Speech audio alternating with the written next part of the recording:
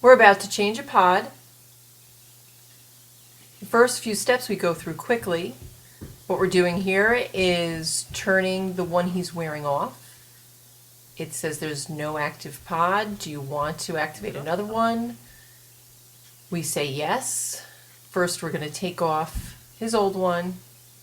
He scratches where the adhesive was because it itches. And now we're getting ready to fill a new one with insulin. The trickiest part I find of the whole pod change is getting the bubbles out of the syringe that's actually going to fill the pod.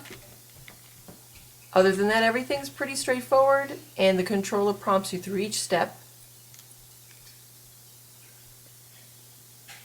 Each pod takes a minimum of about 80 units of insulin and a maximum of about 200. The pods expire after 3 days, so it has to be changed at least every 3 days.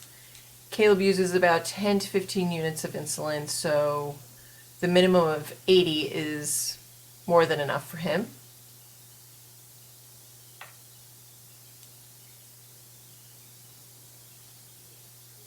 After it's filled, it'll give us a little beep indicator telling us that we did indeed fill it with enough insulin.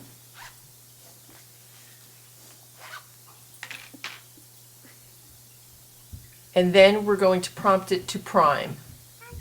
Push a few buttons and it will prime automatically.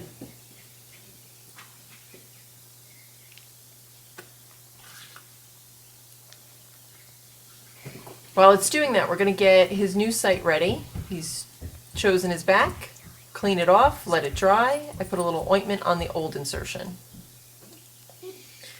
Now we're getting the new pod ready to be applied, taking off that plastic so the sticky adhesive is exposed. And then Caleb, he likes it to be quiet, so after it primes, we're all going to be quiet. He's going to tell me when I can press the start button.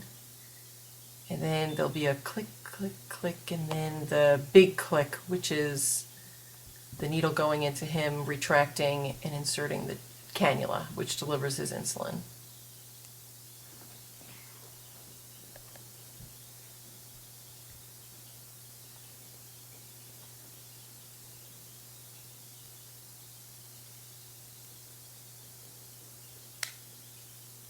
That didn't hurt so much. Okay. Everything went okay. It's active. The controller's communicating with it. It's delivering his basal. And now we're just going to check his blood sugar, get a current reading, because it's about that time, and we're all set. Don't stop it.